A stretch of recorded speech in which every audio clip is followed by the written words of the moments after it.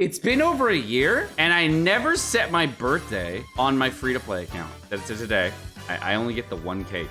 RIP 60 resin, hugest mistake ever! It is a monumentous occasion. I am now AOF 58 as of 5 seconds ago, and I forgot to record it. Fully free-to-play AR 58. Catherine, I'm only gonna visit you 2 more times for your play. I got this. I mean, our time together is growing short, Catherine. Where am I gonna spend all this? Ooh. Oh, okay. All right, it's fine. It's fine. It's fine. Free-to-play life is good. Free-to-play life is good.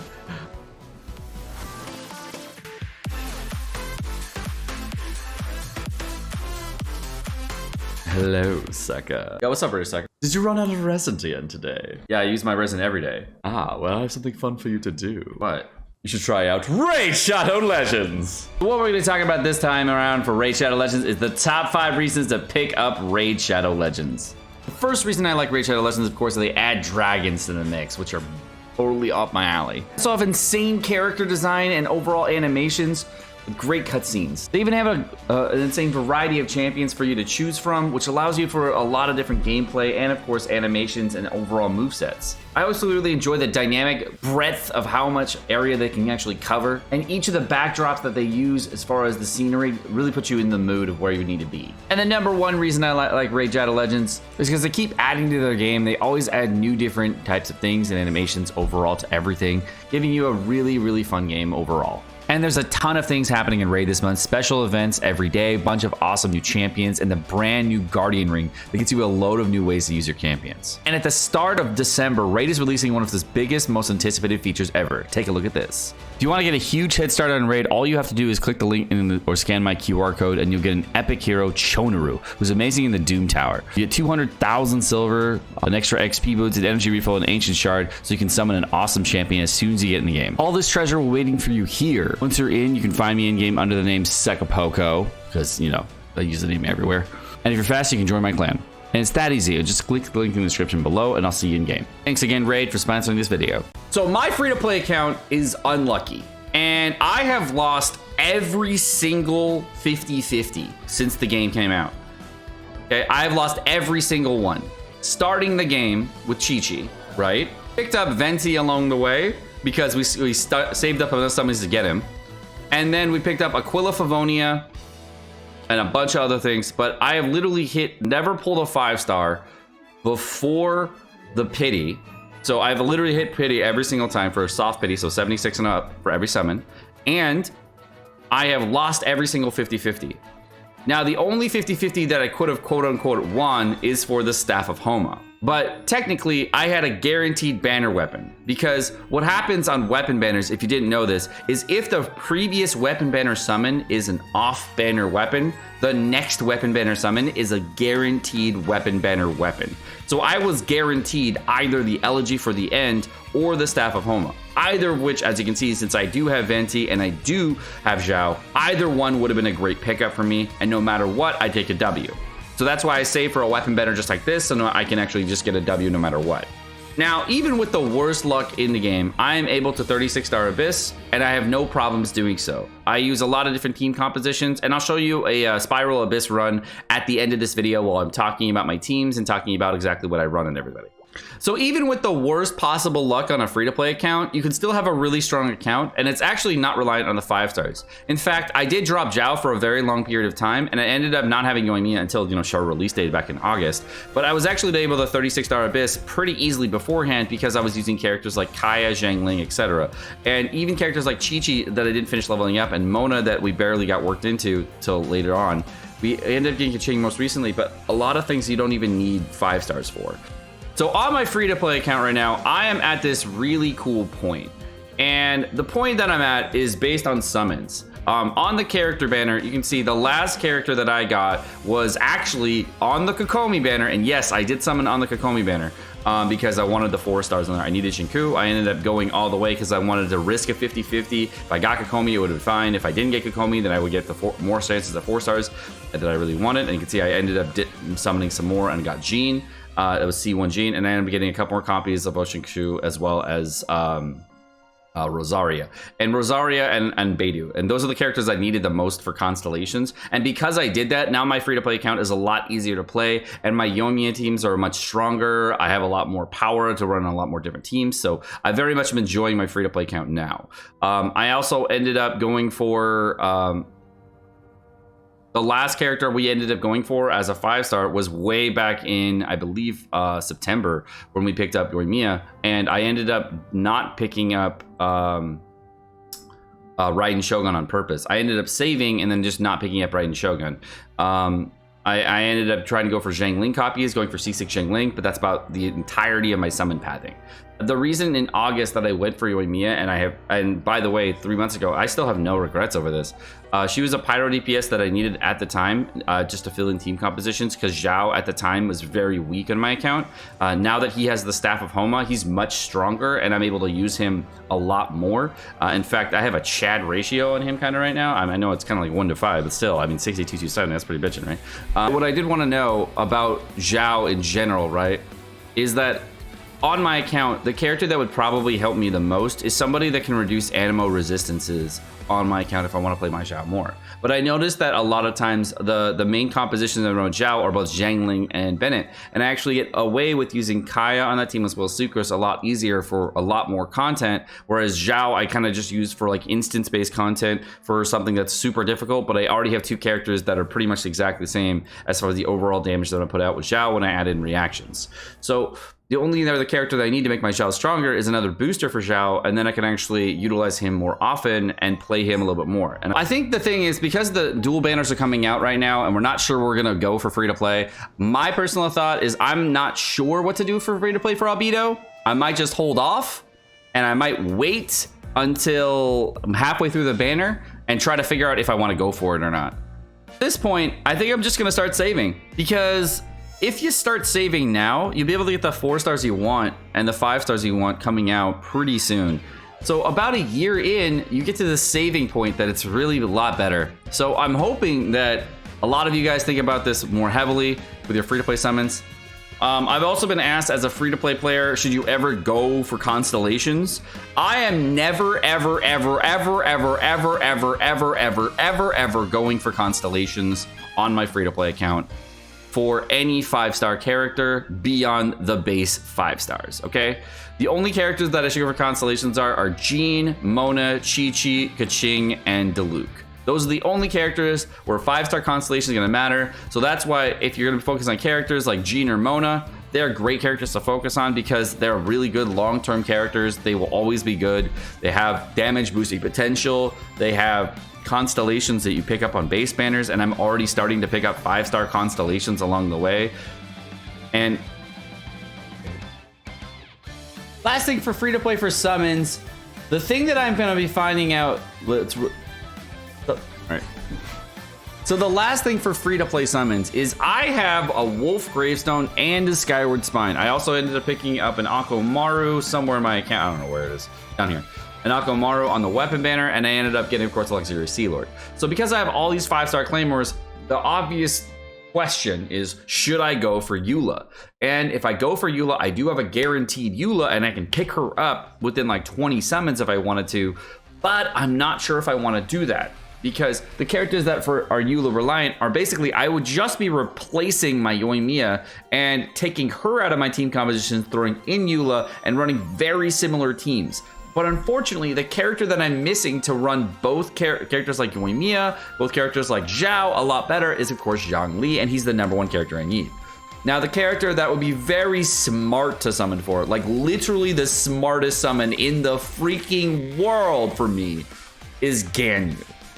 And Ganyu would be the #1 smart decision summon. The reason she's the #1 smart decision summon is because when I actually put on my artifacts for a Ganyu, I saw something gross. I ended up noticing with an Amos bow, my Ganyu, I believe, would be at, so my Ganyu would be at 220 EM right now, and she would be at 48,171. And that's before Ascension stat, and she has a crit damage Ascension stat, 38.4% overall crit damage, which means I would be at 48,209 on my Ganyu, on this build with 220 EM and over 2300 attack. So that sounds like a really smart choice overall for a Melt Ganyu Wanderer Troop build. And I have it all done, and I literally only would need to farm the talent books for her. That would be the smart choice. But here's the problem. Here's I want to boost out the Mad Lad Zhao, because honestly, Zhao has been one of the characters I cared about the most in the game since the game came out. And I really want to play him. I want to play him more. Now, the main problem is for Zhao is I don't have Zhongli, and Zhongli shreds Animo, and there's no free-to-play way of shredding Animo besides Animo Traveler and Zhongli. The only other way is like Constellation for Jean, and I think the other one is like C2 and C6 Venti. So I'd have to go for Constellations for Venti, even consider it. I'll never get Constellation 6 Zhao because that's just impossible. But if I want more damage on my Zhao, I definitely need to have more of that, you know, core focus. And I really, really like playing this character, but I know that he's bad for my account. I mean, if you had a 62 270 Zhao, you would love him too, right? So I'm probably gonna have to say for Zhongli. I'm sad about it, but it's the smart choice. All right, so the core focus of my free-to-play account has been entirely around characters that a lot of people don't focus on. I actually heavily focused on 3 characters that have actually been the primary characters that I find to be really powerful for my account. First, of course, we got Benny Boy, Zhangling, and Kaya. I don't know, Kaya is a weird one, but the thing is, when the game first came out, I ended up getting C2 Kaya. And I got him on the base banner. A lot of people find that to be, oh my god, so unlucky you got C2 Kaya instead of getting like actual 4 size that you wanted. But I ended up getting 2 copies of Kaya, so I main Kaya. And then I actually picked up 2 constellations out of the shop. And because I bought 2 more constellations, the third one I'm getting is actually going to come in about 13 days, and I'll have a C5 Kaya. Now, this is a super rare character to have at max constellation, but this character, I'm actually only using a Black Lift Slasher on, and I end up using a 2-piece Gladiator is 2-piece Cryo set. Of course, rocking that cool emblem set, giving yourself the nice little bump here, and then here, oh yeah, this is the Kaya stats. Again, Benny Boy rocking low crit rate with, lots of... What is the Argo? I just recently switched my Bennett over to a Noblesse set on my free-to-play account. It doesn't do that well because I don't have an energy recharge sands yet, and I'll probably use the artifact exchanger to get some more chances at that. We had this one right here. I guess I could roll it, right?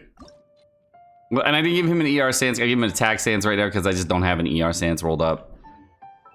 The big character carry that's on my key account, though, is Sucrose, and she's a Chad running Sacrificial Fragments, 4-piece VV, and she'll be running this with C3.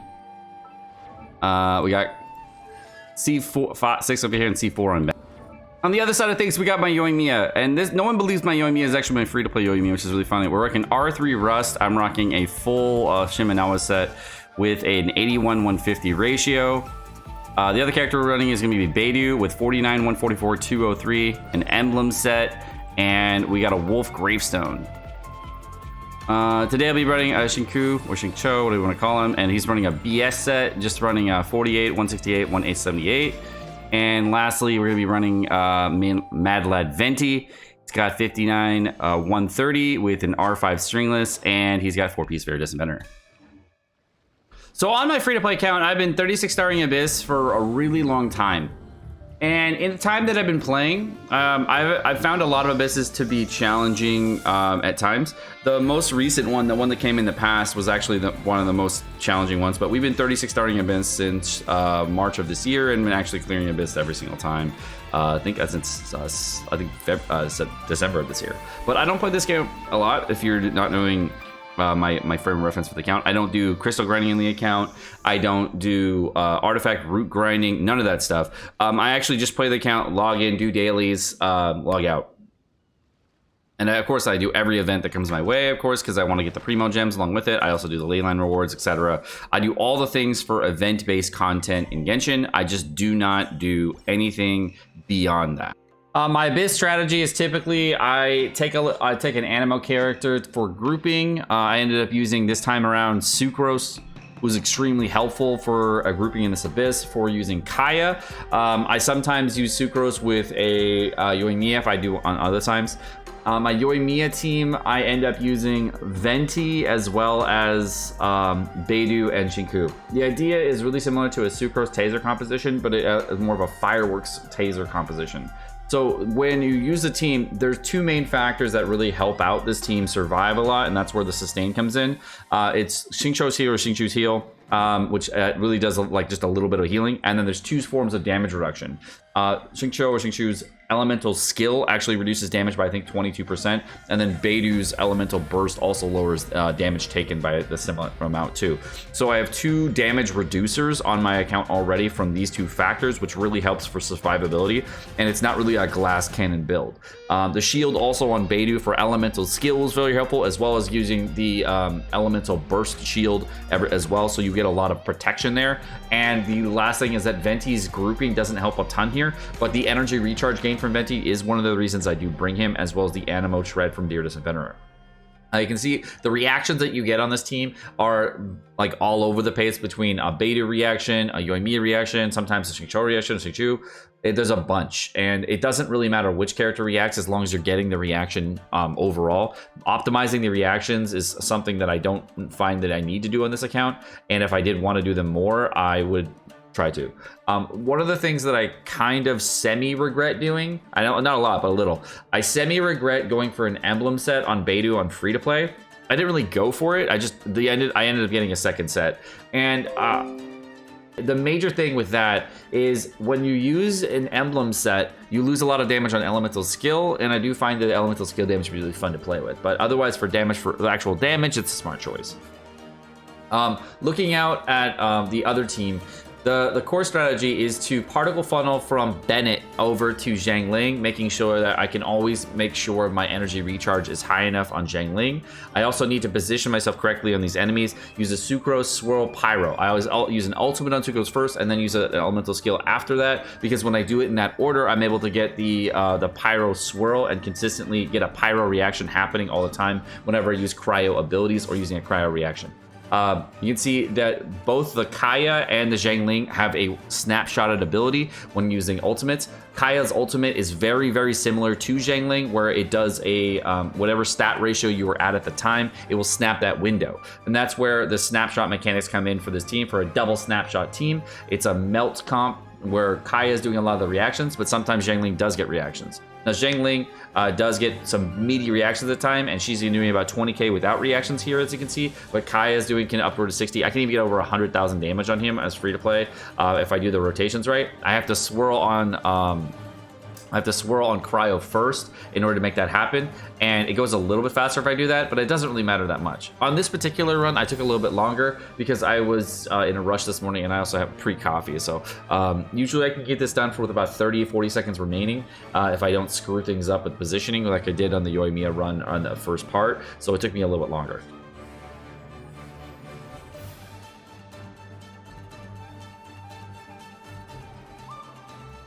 Alright guys, well that's gonna do it for this video. My name is Sekapoko. Thank you so much for watching. I hope you guys enjoyed the video. If you guys enjoyed the video, of course, like, subscribe, all the fun stuff, and you have a wonderful rest of your day.